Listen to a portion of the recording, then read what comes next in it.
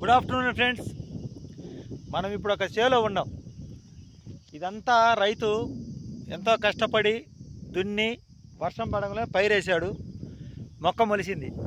అంతవరకు రైతు బాధ్యత అయిపోయింది. అంటే ఆయన ధర్మం ప్రకారం ఆయన దున్ని ఇత్తనం వేశాడు, వర్షం పడింది, దున్నాడు, ఇత్తనం వేశాడు, పొదునైంది, మొక్క మొలిసింది. కానీ ఇక్కడి నుంచి రైతు చేతిలో ఉండదు, కాలం చేతిలో, ఆ భగవంతుడి చేతిలో ఉంటుంది. ఎందుకంటే ఇది మళ్ళా 15 రోజులు 20 రోజుల కల్లా వర్షం పడకపోతే వేసిన మొక్క బతకదు. కానీ రైతు మటుకు ఇది బతికిద్దనే నమ్మకంతో దీంట్లో పెట్టుబడి పెట్టి ఈ వ్యవసాయం చేస్తాడు. ఎందుకంటే అతనికి వేరే ఆప్షన్ లేదు, ఇక వేరే ఆప్షన్ అతనికి లేదు. కష్టమైనా నష్టమైనా వ్యవసాయం నమ్ముకున్నప్పుడు వ్యవసాయాన్నే, పశువులు పాడి పశువులు నమ్ముకుంటే పాడి పశువులే. మనం కూడా అలాగే మన పని నమ్ముకున్నాం. మనకైనా కష్టమైనా నష్టమైనా మనకి వేరే ఆప్షన్ లేనప్పుడు ఇంక దాన్నే చూస్తాం. వేరే ఆప్షన్ అనేది భగవంతుడు కల్పించాలి మనకి. అది మన ప్రయత్నాలు మాత్రమే చేస్తాం, ఫలితాలు మన చేతిలో ఉండవు. సరే, ఇది బాగలేదని మనం రియల్ ఎస్టేట్ వ్యాపారం చేస్తే ఇప్పుడు అది కూడా లేదు వ్యాపారం. అలాగే పైరు మాత్రమే రైతు వేయగలడు, ఫలితం మాత్రం కాలం, వాతావరణం, ప్రకృతి, విశ్వం ఇవ్వాలన్నమాట. ఫలితం అనేది వానదేవుడు అనుగ్రహిస్తే ఫలితం వస్తుంది. వరుణుడు అనుగ్రహించాలి, సూర్యుడు శాంతించాలి. సూర్యుడు బగబగలాడిస్తే పైరు వాడిపోయింది.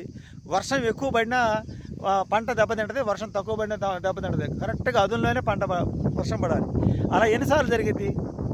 ఒక సంవత్సరం జరిగింది, ఒక సంవత్సరం జరగదు. అట్టని మళ్ళీ రెండో సంవత్సరం రైతు పైరేయటం ఆపుతాడా? ఆపడు కదా. ప్రయత్నం అనేది చేస్తూ ఉంటాం. ఏ టైంకి ఏది జరగాలో అది జరుగుతూ ఉంటుంది. నేను చెప్పేది ఏంటంటే అది. ఇంకొకటి ఏంటంటే మనం పిల్లల్ని మాత్రమే కంటాం, వాళ్ళ రాతలు ఎవ్వరం కనలేం. ఎంత పెద్ద కోటీశ్వరుడైనా సరే వాళ్ళ పిల్లల జీవితాలు కరెక్ట్గా అతను అనుకున్నట్టు సెట్ చేయలేడు. పెద్ద కోటీశ్వరుడు కొడుకుకి ఆరోగ్యం బాగలేదు, ఏం చేయగలడు అతను? ప్రపంచాన్ని వ్యాపారవేత్త, ప్రపంచాన్నే ఏలే భారతదేశాన్ని మొత్తం వెళ్తున్న వ్యాపారస్తుడు కుమారుడికే డబ్బు అయితే వేల కోట్లు లక్షల కోట్లు డబ్బు అయితే సంపాదించాడు, మంచి పేరు ప్రఖ్యాలు సంపాదించాడు. కానీ కొడుకు సక్రమైన ఆరోగ్యం లేని పరిస్థితి ఆ తండ్రికి.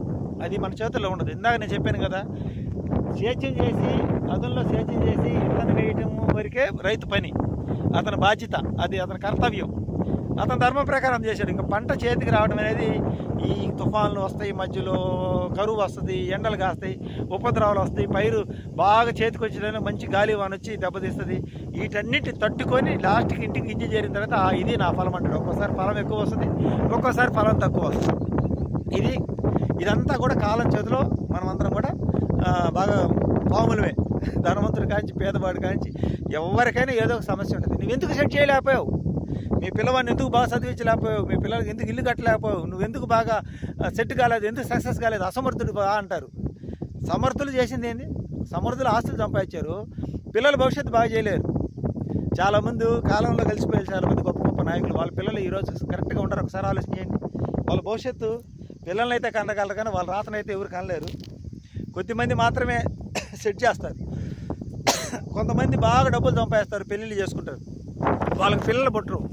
ఆస్తి కావాల్సినంత ఉంటుంది. ఎన్ని సెంటర్లు, ఎన్ని హాస్పిటల్ తిరిగినా సంతానం కలగరు. ఒక్కరే సంతానం ఉంటారు, ఒకరు పుడతారు. కొంతమందికి అసలు ఒకరు కూడా పుట్టరు. మరి వాళ్ళ తప్ప? అది కర్మలు అంటారు కదా, జన్మ కర్మలు. వాటి వల్ల ప్రతి ఒక్క మనిషిలో ఏదో ఒక లోపం లేకపోతే ఈ భూమి మీద మనిషి మనుగడ ఉండదు. ఒక మనిషి లోపం ఇంకొక మనిషికి అవకాశం అవుతుంది. లోపం కూడా ఒక్కొక్కసారి మంచిదే అవుతుంది. అంతేగాని ప్రతి ఒక్కటి తల్లిదండ్రులు ఏం చేయలేకపోయారు, పిల్లల్ని కన్నారు, భవిష్యత్తు లేకపోయారు అంటారు. పిల్లలు తల్లిదండ్రులు కదా భవిష్యత్తేది. వాళ్ళు పుట్టిన గడియలు, నక్షత్రాలను బట్టి, కాలాన్ని బట్టి నడుస్తుంటుంది వ్యవహారం. ఇలా అవతల మనిషిని లోపాన్ని ఎత్తి విమర్శించే వాళ్ళు అందరూ కూడా చెప్పేది ఏంటంటే, అన్నీ మన చేతుల్లో ఏముండదు, అన్నీ మన చేతుల్లో ఏముండవు. కొన్ని మన ప్రయత్నం మాత్రమే మనం చేస్తాం. ఫలితం అనేది కాలం చేతిలో ఉంటుంది. అన్నిటికన్నా కాలం చాలా బలమైనది. మనకి అవకాశం ఉంది కదా అని చెప్పి మనం నువ్వు అది చేయలేదు ఇది చేయలేదంటే, మన రాష్ట్రానికి ముఖ్యమంత్రి ఒకరే ఉంటారు. పోటీ చేసిన వాళ్ళందరూ ముఖ్యమంత్రులు కాలేరు. అలా సాధిస్తారు. ముఖ్యమంత్రి అయ్యేదానికి అవకాశం ఉంటుంది, కానీ ముఖ్యమంత్రి మొదటికి ఒకటే ఉంటారు, ప్రధానమంత్రి ఒకరే ఉంటారు. ఇదే మనం తెలుసుకోవాల్సిన విషయం. అలాగే ఏదైనా కానీ ఎవరికి తగ్గట్టుది వాళ్ళకు ఉంటుంది. అందరం గొప్ప వాళ్ళం కాలేం. అందరు గొప్ప వాళ్ళు అయితే ఇక్కడ పనిచేసే వాళ్ళు ఎవరు, కష్టపడే వాళ్ళు ఎవరు, ఇవన్నీ చేసేది. ఇప్పుడు అందరు రైతులు అయ్యారు అనుకో, ఈ కూలీలు ఎవరైనా వస్తారా? వారి కర్మానుసారం కూలీలుగా కొంతమంది పుడతారు. ఆ కూలీలు ఉంటేనే ఇక్కడ పంట అనేది పండిద్ది. రైతు అనేది మెయింటైన్ చేసి పెట్టుబడి పెడుతుంటాడు. ఎవరు చేసే పని వాళ్ళు చేయాలి. అది ప్రతి ఒక్కదాన్ని రెస్పెక్ట్ చేయాలి, ప్రతి ఒక్కదాన్ని గౌరవించుకోవాలి. అన్నిట్లో మనమే గొప్ప అనుకొని మనమే కింగ్డమ్ అనుకుంటే ప్రపంచంలో అసలు ప్రపంచం ఉండదు. అందరు గొప్పవాళ్ళు కాలేరు, అందరు పేదవాళ్ళు కాలేరు. ఎందుకంటే సృష్టిలో భగవంతుడు కర్మలని ఇస్తారు. చదువుకున్నడికి ఒక రకమైన కర్మ, చదువు లేనడికి ఒక రకమైన యోగం, ఒక రకమైన కర్మ. అలాగే ఏం సంపాదించలేని దౌర్జన్యం చేసే వాళ్ళు కూడా బతుకుతారు. వాడికి అది ఆ యోగం, ఆ బలం అనేది ఒంటిలో కండ అనేది ఇస్తాడు. ఒక్కోడు ఒక్కొక్క టాలెంట్తో టెక్నిక్ పోతాడు.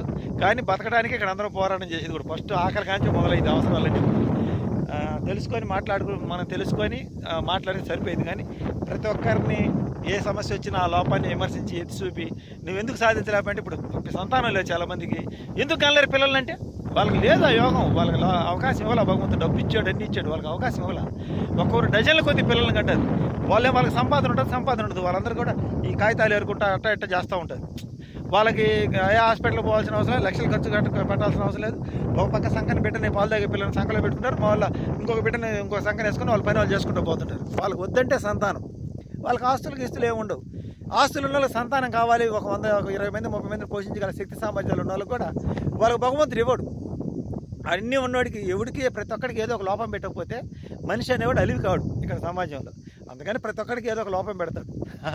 మన చరిత్ర చూసుకుంటే ప్రతి ఒక్కరు కష్టపడ్డవాళ్ళే, ప్రతి ఒక్కరు ఇబ్బందులు పడ్డవాళ్ళే. పెద్ద ఆస్తిపరుడు, ఎంతో పేరు ప్రఖ్యాతులు కలిగిన వ్యక్తి, ఆయనకి వివాహం లేదు.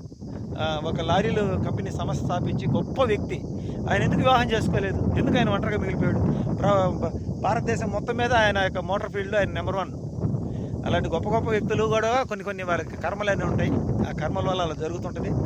మనం ప్రతి ఒక్కరిని వాళ్ళ లోపాలని చూపించి విమర్శిస్తే మనలో ఎన్నో లోపాలు ఉంటాయి. మనలో లోపాలు ఎన్నో లేవు చెప్పండి, అంతే కదా. మనలో లోపం లేకుండా ఎవ్వరు ఉంటారండి. ప్రతి ఒక్కరు ఏదో ఒక లోపంతోనే పుడతారు. ఎదుటి వాళ్ళని మాటలతో బాధ పెట్టి వేధించడం మానుకొని అది దోషం, అది పెద్ద దోషం అయిందనమాట. ఎవరి పనులు వాళ్ళు చేసుకుంటే సమాజం, సొసైటీ అంతా బాగుంటుంది. ఇది నా మాట.